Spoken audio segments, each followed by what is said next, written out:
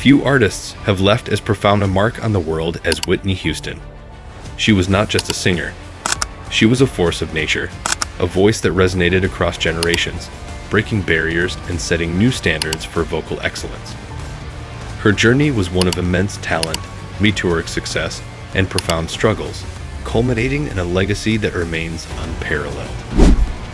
Early life and musical roots.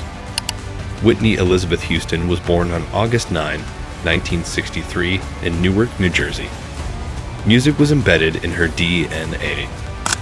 Her mother, Cissy Houston, was an acclaimed gospel singer who worked with musical legends like Elvis Presley and Luther Vandross. Through her mother's influence, Whitney was introduced to the world of music at an early age, singing in the church choir and absorbing the rich legacy of gospel and soul. Her church upbringing played a crucial role in shaping her voice, teaching her the discipline and passion required to deliver powerful performances. Whitney's natural talent was evident from a young age, and she often sang solos in the choir, stunning audiences with her vocal clarity and control. Newark, at the time, was a city with a strong musical culture, and young Whitney was deeply immersed in it. She watched her mother perform, learning the nuances of stage presence and vocal precision. By the time she was in her early teens, it was clear that she was destined for greatness, with a voice that could effortlessly transition between powerful belts and delicate whispers. Growing up, she was surrounded by some of the most influential figures in music. Aretha Franklin was a close family friend, and Dionne Warwick, a celebrated singer in her own right, was her cousin. These relationships shaped her understanding of music, giving her access to a world that few aspiring artists could dream of. She spent hours listening to records, mimicking the vocal stylings of her idols, while also developing her own unique sound. Unlike many young artists who struggle to find their identity, Whitney's exposure to such legendary musicians gave her a firm foundation in both technique and artistry. By the time she was a teenager, Whitney's talent was undeniable. She began performing with her mother and singing backup for artists like Chaka Khan and Lou Rawls. But it wasn't just her voice that caught the public's attention. Her striking beauty led her to a successful modeling career. She became the first black woman to grace the cover of 17 magazine, a significant milestone at the time. However, despite her success in modeling, music remained her true calling. She continued refining her craft, working tirelessly to perfect her vocal technique and stage presence, preparing herself for the moment that would eventually change her life forever. Breakthrough and stardom. Whitney's big break came in 1983 when Clive Davis, the legendary music executive, discovered her performing at a New York nightclub. Recognizing her extraordinary talent, he signed her to Arista Records and meticulously curated her debut album. Released in 1985, Whitney Houston was an instant success, featuring hits like Saving All My Love for You, How Will I Know, and Greatest Love of All. The album skyrocketed to number 1 on the Billboard charts, setting the stage for her dominance in the music industry. The album sold over 25 million copies worldwide, making it one of the best-selling debut albums of all time. Critics hailed her as the next great vocal powerhouse, and audiences were captivated by her elegance, poise, and undeniable talent. Whitney's performances on television and award shows only added to the excitement, as she delivered flawless live renditions of her songs, proving that she was more than just a studio artist. Her follow-up album, Whitney, 1987, further cemented her status as a global superstar. With songs like I Wanna Dance with Somebody and Didn't We Almost Have It All, she became the first female artist to debut at number 1 on the Billboard 200. Whitney's blend of pop, soul, and R&B transcended racial and musical boundaries, making her one of the most beloved artists of her time.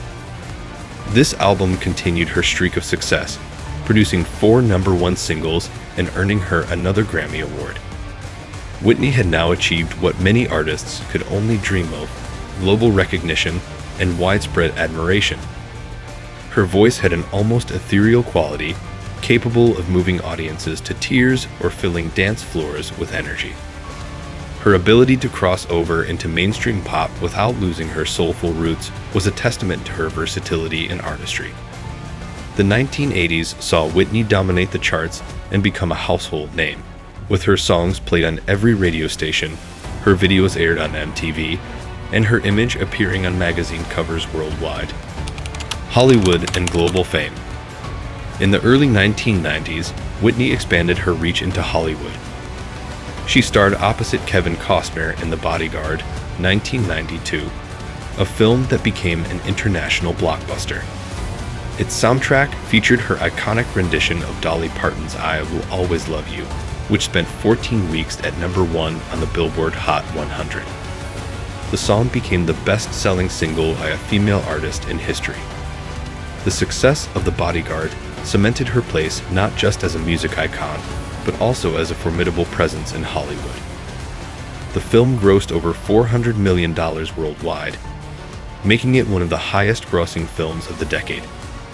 Whitney's portrayal of a glamorous but vulnerable superstar mirrored aspects of her own life, making her performance even more compelling. Her on-screen chemistry with Kevin Costner added to the film's appeal, and audiences around the world fell in love with both the movie and its music. Whitney continued to explore acting, starring in Waiting to Exhale, 1995, and The Preacher's Wife, 1996. The latter's soundtrack became the best-selling gospel album of all time, reflecting her deep-rooted passion for spiritual music. Despite her film success, music remained her first love, and she continued to deliver chart-topping hits. Songs like Exhale, Shoop Shoop, and Step by Step showcased her ability to blend contemporary sounds with classic soul, keeping her music fresh and relevant.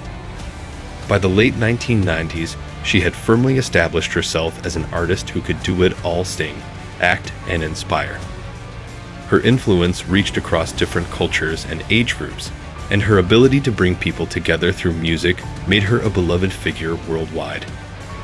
Personal struggles and public battles. Despite her professional success, Whitney's personal life was marked by turbulence. In 1992, she married Bobby Brown, an R&B singer known for his bad boy persona. Their relationship was intensely scrutinized by the media, with allegations of infidelity, domestic abuse, and drug use dominating headlines. As the years went by, Whitney's struggles with addiction became more apparent. Her once flawless voice began to show signs of strain, and she faced multiple public embarrassments, including erratic behavior and canceled performances. In 2002, her interview with Diane Sawyer became infamous for her defensive response to drug allegations, particularly her statement, "Crack is whack." A fight for redemption.